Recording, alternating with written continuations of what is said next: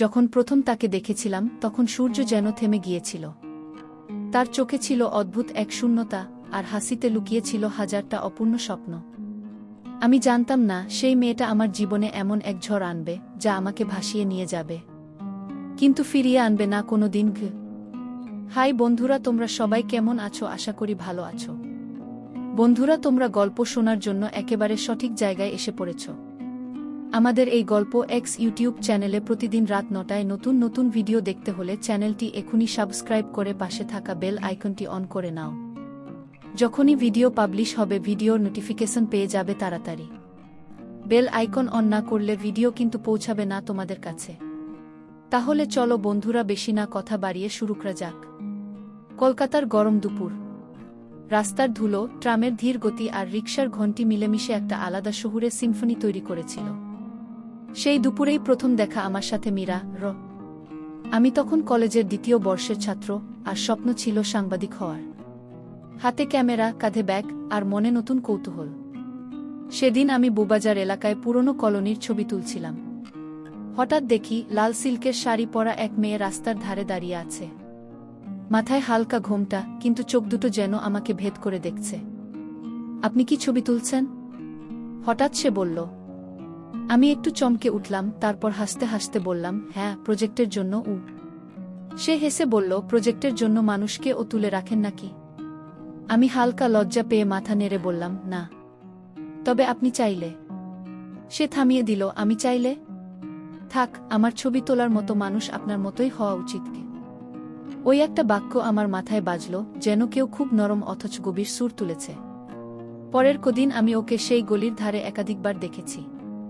কখনো হাতে বাজারের ব্যাগ, কখনো স্রেফ ছাদে দাঁড়িয়ে চুল শুকোচ্ছে। কিন্তু তার চাহনিতে সবসময় একটা দূরত্ব ছিল, যেন সে কারো কাছে যেতে ভয় পায়। একদিন সাহস করে জিজ্ঞেস করলাম, আপনি এখানে থাকেন? মীরা হাসল, থাকা বলবো কি? থাকা মানে তো নিজের জায়গা হওয়া, তাই না? আমার এখানে কোনো নিজের জায়গা নেই। তার কথায় আমি হতবাক হয়ে গেলাম। তাহলে কোথায় থাকেন? সে দূরে তাকিয়ে বলল, একটা বাড়িতে, যেটা আমার নয়, অথচ আমার নামেই সবাই ডাকে মেম সাহেব। আমি যত ওর কথা শুনতে থাকলাম ততে বুঝতে পারলাম মীরার জীবনে কোনো বড় রহস্য লুকিয়ে আছে। একদিন বিকেলে ওকে কফি খাওয়ার প্রস্তাব দিলাম। মীরা প্রথমে অস্বীকার করল, কিন্তু আমার অনুরোধে রাজি হল। কফি শপের জানালা দিয়ে বাইরের বৃষ্টি দেখতে দেখতে সে বলল, তুমি জানো আমি কাকে ভালোবেসেছিলাম? একজন ইংরেজি পড়া শিক্ষক, যিনি বলেছিলেন আমাকে নিয়ে বিদেশ চলে যাবেন। কিন্তু শেষমেশ তিনি গেলেন একাই। তার গলার স্বর কেঁপে উঠল, আর আমি বুঝলাম এই মেয়েটার হৃদয় ভেঙেছে একবার, আর সেটা এত গভীর যে এখনো ক্ষত শুকোয়নি। ওই দিন থেকে আমাদের দেখা হওয়া শুরু হলো নিয়মিত। মীরা আমার জীবনে এমন এক অভ্যাস হয়ে গেল যা ছাড়া সকাল শুরু হতো না। কিন্তু ধীরে ধীরে আমি টের পেলাম কেউ আমাদের দেখছে, ছায়ার মতো পিছু নিচ্ছে। এক রাতে যখন আমি মীরাকে তার বাড়ির সামনে নামিয়ে দিলাম, দূর থেকে একটা গা কণ্ঠ ভেসে এলো, তুমি কি ভাবছ তাকে নিয়ে চলে যেতে পারবে? আমি ফিরে তাকালাম। অন্ধকারে এক লম্বা চেহারার মানুষ দাঁড়িয়ে আছে। তার চোখে ছিল হিংস্র আগুন। মীরা কেঁপে উঠে আমার হাত চেপে ধরল, চলো, এখনই চলো। আমি গাড়ি চালিয়ে যত দ্রুত সম্ভব এলাকা ছেড়ে বেরিয়ে এলাম। কিন্তু মাথায় ঘুরছিল একটাই প্রশ্ন, ওই মানুষটা কে? কেন মীরাকে নিয়ে এত রাগ? আর সবচেয়ে বড় কথা, মীরা আসলে কে?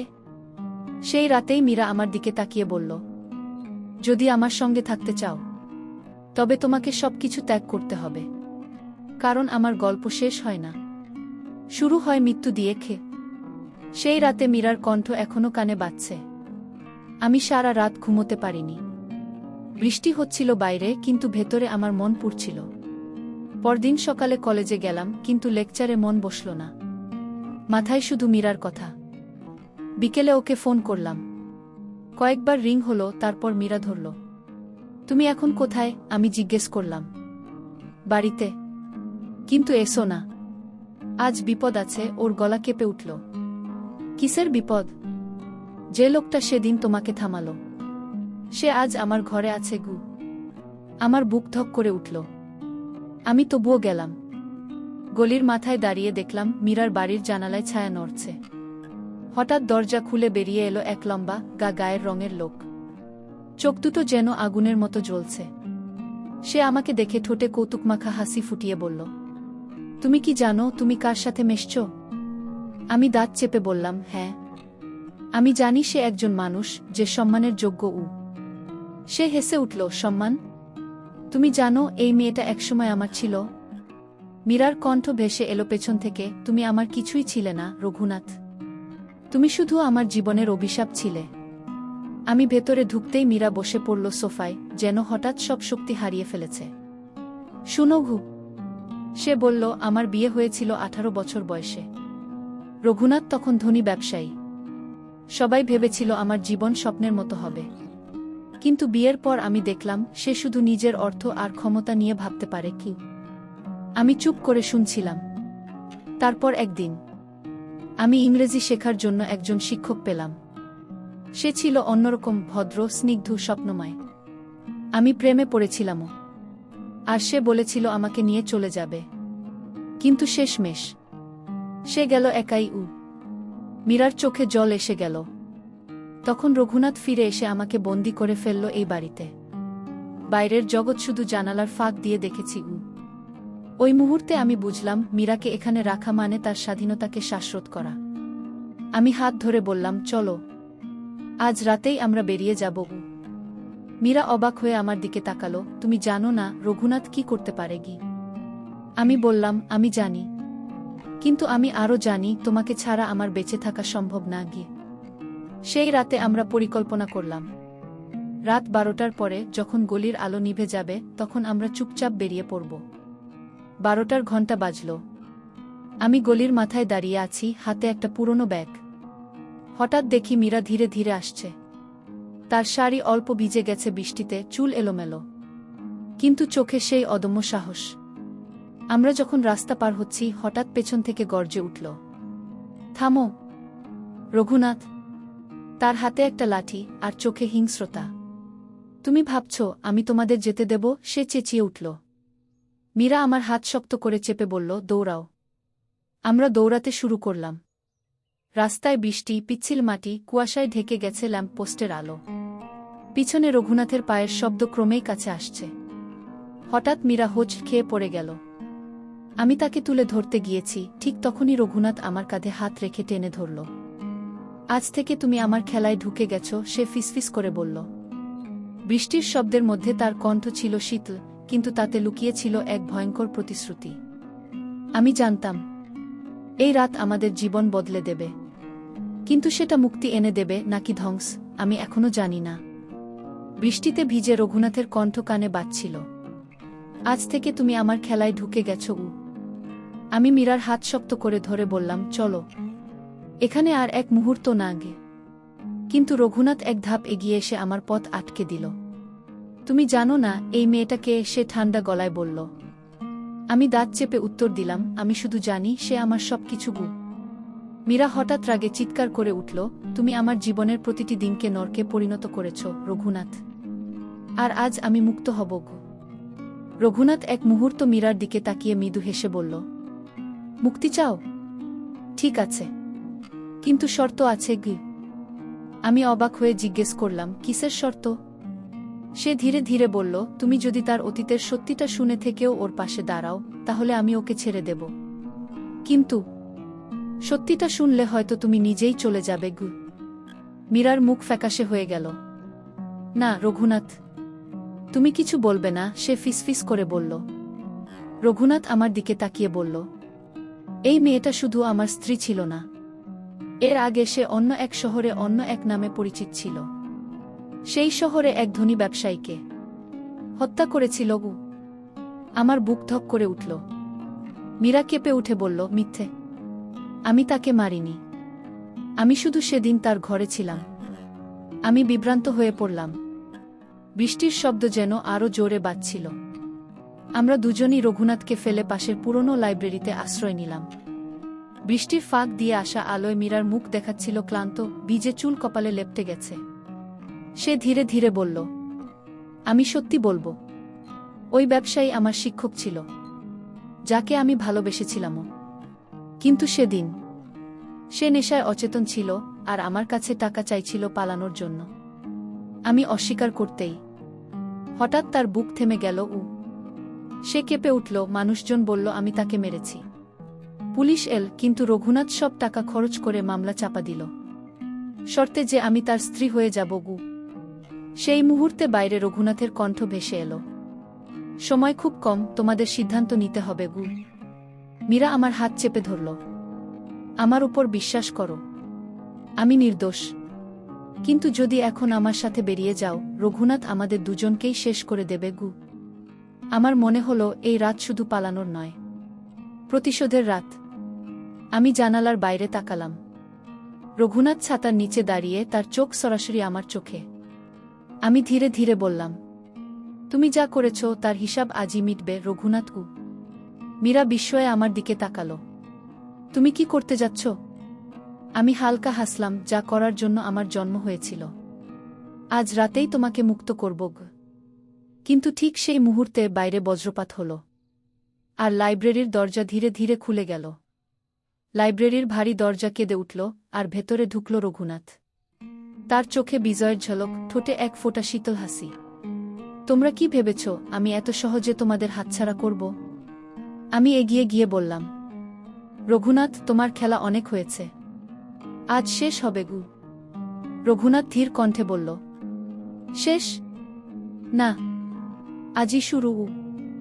সে হঠাৎ পকেট থেকে এক চাবির গোছা বের করে লাইব্রেরির দরজা বাইরে থেকে লক করে দিল। আমরা দুজন ভেতরে আটকা পড়লাম। মীরা আতঙ্কে আমার হাত চেপে ধরল। সে আমাদের এখানেই বন্দি করে রাখবে। আমি চারদিকে তাকিয়ে একটা পুরনো কাঠের জানালা দেখলাম। বাইরে বৃষ্টি ঝরছে, কিন্তু জানালার পাল্লা ঢিলা হয়ে আছে। আমি ধীরে ধীরে বললাম, আমরা এখান থেকে বের হব, আর এবার পালাবো না, সরাসরি তার মুখোমুখি হব। আমরা জানালা ভেঙে বেরিয়ে এলাম। গলির এক প্রান্তে রঘুনাথ দাঁড়িয়ে, হাতে একটি লম্বা বাঁশ। তুমি আমার সবকিছু কেড়ে নিয়েছ মীরা, সে গর্জে উঠল। আজ তোমাকে ফিরিয়ে নেব, অথবা ধ্বংস করব। আমি এগিয়ে গিয়ে তার হাতে ধরা বাঁশ টেনে ধরলাম। দুজনের মধ্যে ধস্তাধস্তি শুরু হল। বৃষ্টি আমাদের পোশাক ভিজিয়ে দিচ্ছে, পায়ের নিচে কাদা জমেছে। কিন্তু আমি থামিনি। মীরা চিৎকার করল, থামো রঘুনাথ, তুমি যদি এক বিন্দু ভালোবাসা অনুভব করতে, তবে এটা করতে না। মীরার কথা শুনে রঘুনাথ এক মুহূর্ত থমকে গেল। তার চোখে এক অদ্ভুত শূন্যতা ফুটে উঠল।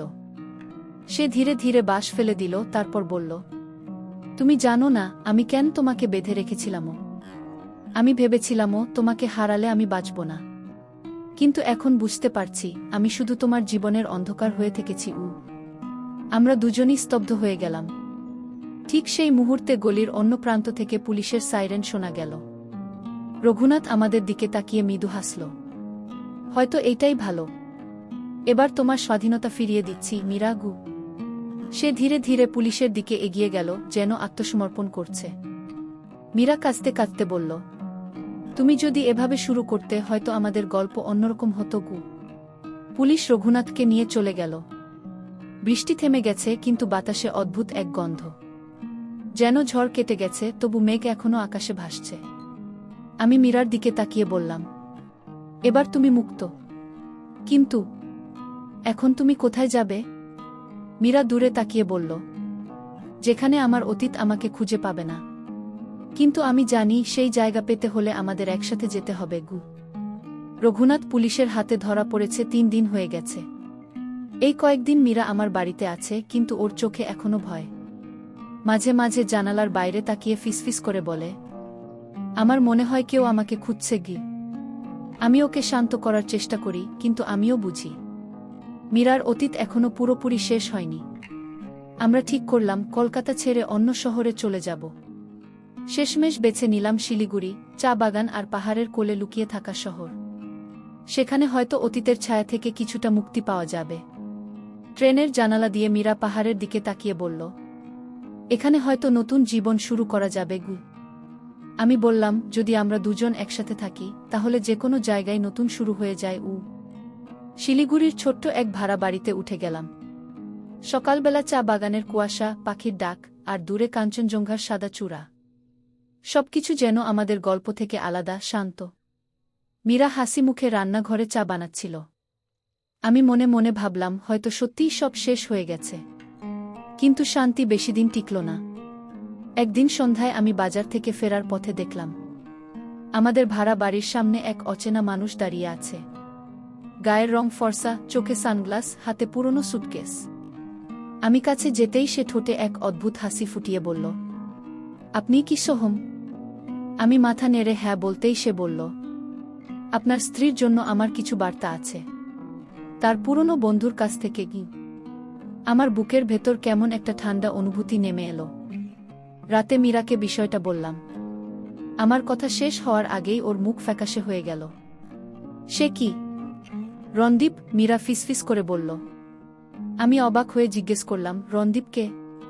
মীরা ধীরে ধীরে বলল, যাকে আমি মরে গেছে ভেবেছিলামও। কিন্তু যদি সে বেঁচে থাকে তাহলে মানে রঘুনাথই শুধু শত্রু ছিল না গে।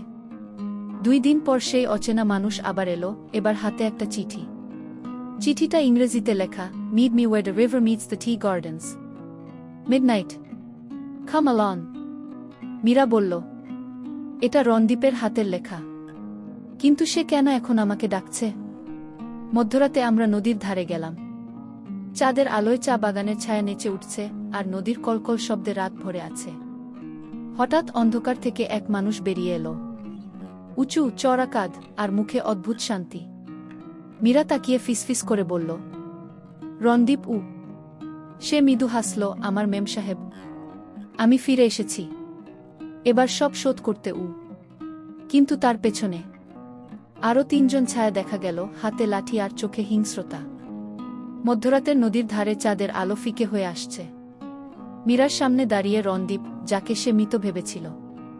তার পেছনে 3 জন অচেনা মানুষ, হাতে লাঠি আর মুখে শীতল হিংস্রতা। রণদীপ ধীরে ধীরে বলল, আমার মেম সাহেব, তোমাকে না নিয়ে আমি কোথাও যাব না গি। আমি এগিয়ে এসে বললাম, সে এখন আমার সাথে আছে রণদীপ।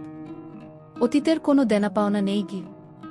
রণদীপ হেসে উঠল, কিন্তু সেটা আনন্দের হাসি নয়, বরং বিদ্রূপে ভরা। তুমি জানো সোহম, রঘুনাথ আর আমি একসময় একই খেলায় ছিলামও, রণদীপ বলল। আমি অবাক হয়ে তাকিয়ে রইলাম। সে চালিয়ে গেল, ওই ব্যবসায়ী যার মৃত্যুতে মীরাকে অভিযুক্ত করা হয়েছিল। তার মৃত্যু ছিল আমাদের প্ল্যানের অংশ। আমি টাকা নিয়ে পালিয়েছিলামও, রঘুনাথ বাকি সব সামলেছিল গু।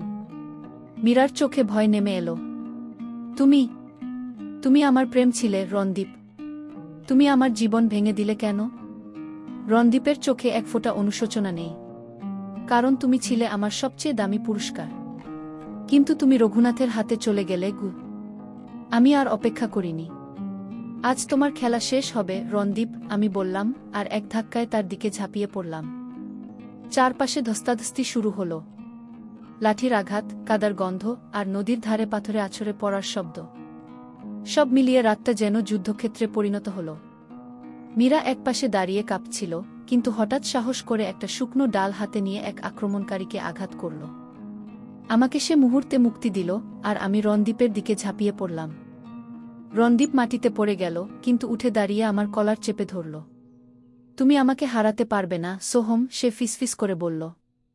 আমি দাঁত চেপে উত্তর দিলাম, যখন সত্য তোমার বিপক্ষে তখন কোনো খেলোয়াড় জিততে পারে না গি। আমার এক ঘুষিতে সে নদীর ধারে পড়ে গেল। বৃষ্টি শুরু হয়ে গেছে, আর নদীর পানি ফুলে উঠছে। মীরা দৌড়ে এলো, চলো, এখানে আর থাকা যাবে না। দূরে পুলিশের সাইরেন শোনা গেল। রণদীপ উঠে দাঁড়াতে চেষ্টা করল, কিন্তু তার সঙ্গীরা পালিয়ে গেল। পুলিশ এসে তাকে গ্রেফতার করল, আর মীরাকে জিজ্ঞাসা করল, আপনি কি অভিযোগ আনবেন? মীরা নীরবে আমার হাত ধরে বলল, না, অভিযোগ নয়। শুধু চাই এদের আর কখনো যেন আমার জীবনে ফিরে আসতে না পারে কি।